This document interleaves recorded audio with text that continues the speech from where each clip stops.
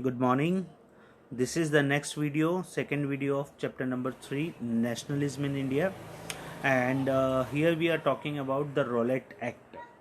So now basically what is the Rowlatt Act? Before that already we have discussed about the First World War. What was the First World War in from 1914 to 1918, and during that particular period what was the economic hardship was there, like people were not getting food, their crops were failed, and forced recruitment was there in the for the soldiers and all this. And then also we have studied about Mahatma Gandhi, that he started satyagrahas in India. Okay, so this all we have talked about. Okay, 3 satyagraha already they have started. So now we will move to the Rowlatt Act. अब हम बात करेंगे कि Rowlatt Act होता क्या है. तो Rowlatt Act में हम बात करेंगे कि गांधी जी ने जो 1919 के अंदर एक नेशन वाइड सत्याग्रह लॉन्च किया. ओके, किसके खिलाफ? Rowlatt Act के खिलाफ. 1919 के अंदर महात्मा गांधी ने एक सत्याग्रह लॉन्च किया पूरे भारत में Rowlatt Act के खिलाफ. And what was this Rowlatt Act? ये ब्रिटिश गवर्नमेंट ने Rowlatt Act पास किया था. इसमें क्या होता था, देखिए, it gave the government enormous power to repress political activities and allowed detention of political prisoners without trial for the 2 years. मतलब होता क्या था कि यहाँ पे हम बात ये कर रहे हैं कि Rowlatt Act ये ऐसा कानून बनाया था ब्रिटिशर्स ने कि अगर कोई भी कोई पॉलिटिकल एक्टिविटीज़ करता है या ब्रिटिशर्स के खिलाफ जाता है तो व्हाट दे विल डू, वो कुछ किसी भी तरीके से उन लोगों को पकड़ के 2 साल के लिए जेल के अंदर डाल देते थे विदाउट एनी ट्रायल. मतलब उसके लिए ना तो कोई आप एडवोकेट हायर कर सकते हैं, ना आप बेल के लिए अप्लाई कर सकते हैं, कुछ भी नहीं. और everything will be possible after 2 years only. So that was the Rowlatt Act. वहाँ पे उस टाइम पे ये बनाया गया था ब्रिटिशर्स के थ्रू.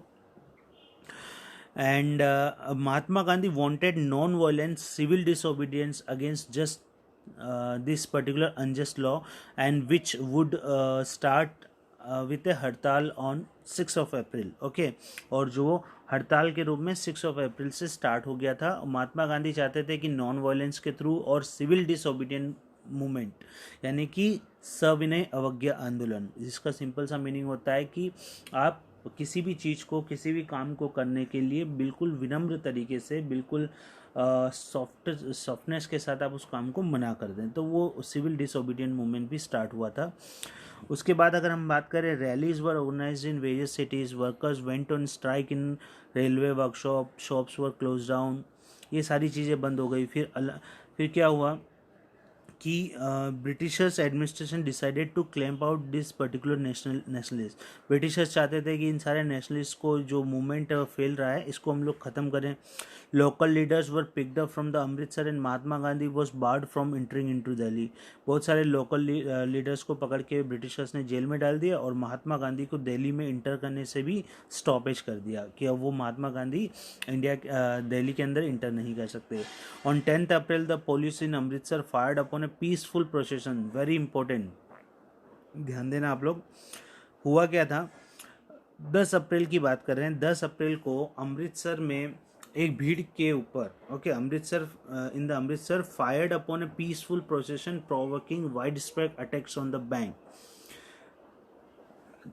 10 अप्रैल को पुलिस ने अमृतसर के अंदर एक पीसफुल प्रोसेशन, यानी कि जो जुलूस निकलता है, लोग प्रदर्शन करते हैं, उस प्रदर्शन के ऊपर फायर कर दिया. तो उससे हुआ क्या, लोगों ने बैंक्स वगैरह पे अटैक करना स्टार्ट कर दिया, पोस्ट ऑफिस पे अटैक करना स्टार्ट कर दिया, रेलवे पे अटैक करना स्टार्ट कर दिया, और वहाँ पे मार्शल लॉ लगा दिया गया.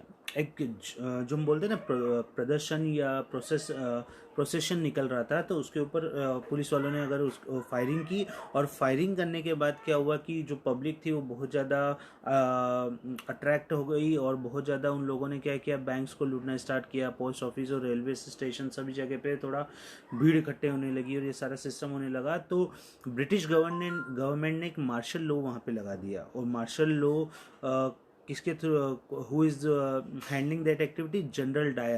जनरल डायर इस चीज़ को संभाल रहे थे वहाँ पे, जो एक ब्रिटिशर्स एम्प्लॉई था, ब्रिटिशर्स पुलिस के उसमें थे.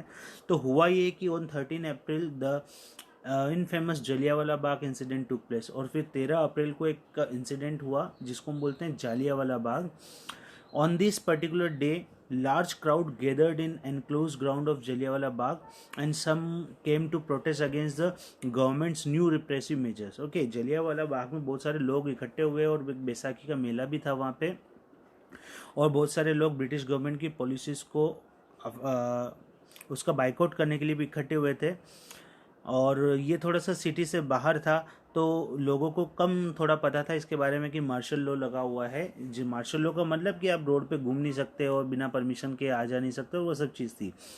तो ये थोड़ा सिटी से बाहर होने की वजह से जलियांवाला बाग में लोग इकट्ठे हो गए थे, और डायर ने क्या किया कि डायर वहाँ पे आया और डायर ने सारे एग्जिट पॉइंट्स को कवर कर लिया और ऑर्डर दे दिया कि जितने भी लोग हैं सबके ऊपर फायर स्टार्ट कर दे। तो बहुत सारे लोगों को वहाँ पे डेथ हो गई। लगभग अगर हम बात करें वहाँ पे बहुत ज़्यादा जो लोग थे, कोई वहाँ पे एक वेल भी था, तो बहुत सारे लोग उस कुएं के अंदर भी कूद गए, और बहुत सारे लोगों ने जिस तरीके से अपनी जान बचा सकते थे उस तरह बचाने की कोशिश की। ओके, तो as the news of Jallianwala Bagh spread, crowded took to the streets in many north Indian towns. हुआ क्या कि जलियांवाला बाग की न्यूज़ सभी तरह फैली, तो बहुत सारे लोग अब मार्केट में रोड्स पे आने लगे, स्ट्राइक्स करने लगे, है ना, और पुलिस के साथ हाथापाई करने लगे। बहुत सारी सिचुएशंस क्रिएट हुई। The government responded with the brutal repression.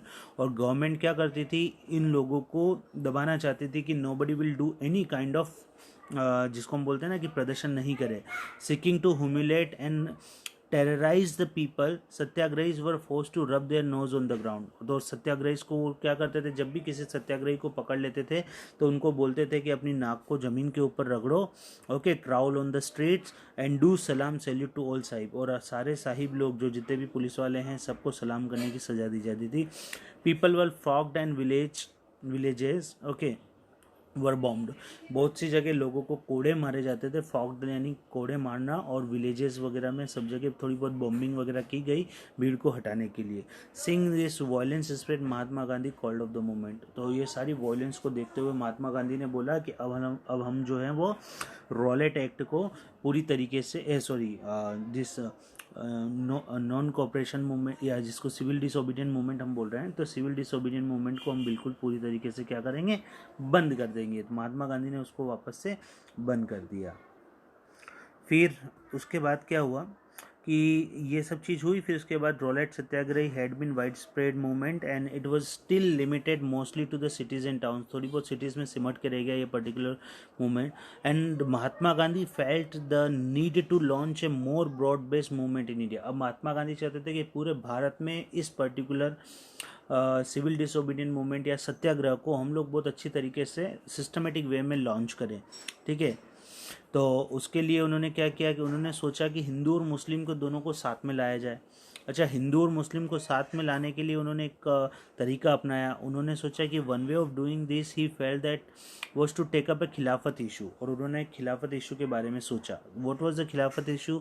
The first world war के अंदर ओटोमन टर्की जो एक एम्पायर था, वहाँ पे मुस्लिम लोगों के एक जो गुरु थे, spiritual head of Islamic world, खलीफा, उनको डिफीट कर दिया गया था, और उनकी सारी पावर्स को ब्रिटिशर्स ने क्या कर दिया था, समाप्त कर दिया था। तो इंडिया में जो खिलाफत कमेटी थी बॉम्बे के अंदर 1919 में फॉर्म्ड हुई थी, तो वहाँ के जो दो मेन लीडर थे, शौकत अली और मोहम्मद अली, इन लोगों के साथ महात्मा गांधी ने मिल के पूरे भारत में मुस्लिम और हिंदूज को साथ में मिला के उन्होंने एक नेशन वाइड मूवमेंट या सत्याग्रह लॉन्च करने की कोशिश की। उन्होंने सोचा कि this is the best idea to make together the Muslim people also with the Hindu people. Okay, so this is all about this Khilafat. So इस मूवमेंट को खिलाफत मूवमेंट बोला गया। ओके, और फिर अगर हम बात करें लास्ट में, देखिए यहाँ पे at the end of this Calcutta session of the Congress was in सितंबर 1920 के अंदर कलकत्ता में सेशन किया गया कांग्रेस की तरफ से। He convince the other leader of the need to start a non cooperation movement in support of Khilafat as well as for swaraj. Okay, तो यहाँ पे अब हम बात करेंगे नॉन कोऑपरेशन मूवमेंट की कि ये क्या था। Thank you.